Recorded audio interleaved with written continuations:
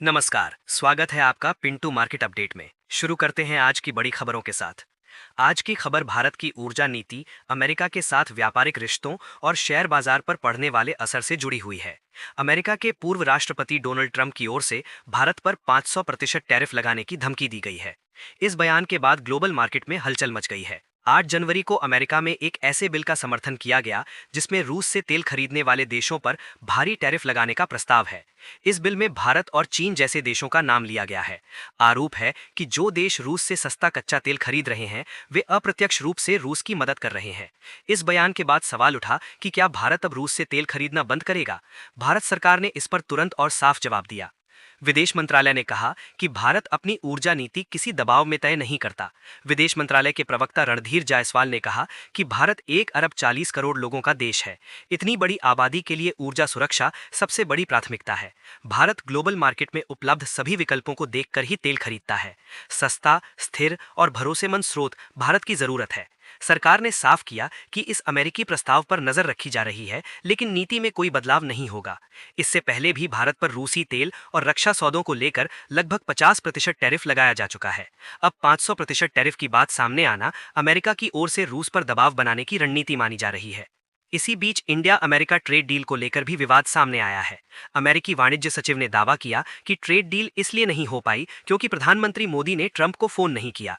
भारत सरकार ने इस बयान को पूरी तरह गलत और भ्रामक बताया है। विदेश मंत्रालय ने साफ किया कि भारत और अमेरिका के बीच ट्रेड डील पर बातचीत लगातार चल रही है। 13 फरवरी 2025 से इस पर औपचारिक चर्चा शुरू हुई थी। कई दौर की बातचीत हो चुकी है और कई मुद्दों पर सहमति भी बनी है।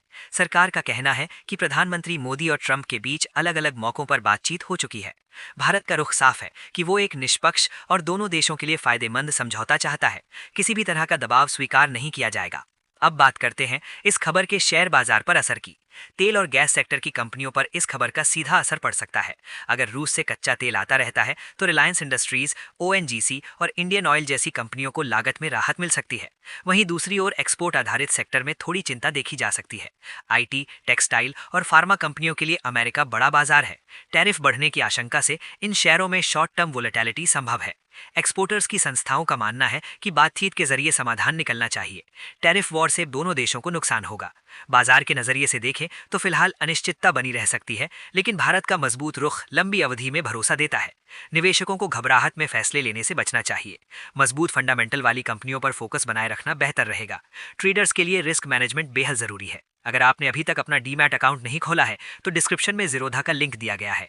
आज ही अपना फ्री डीमैट अकाउंट ओपन करें और अपनी ट्रेडिंग यात्रा की शुरुआत करें।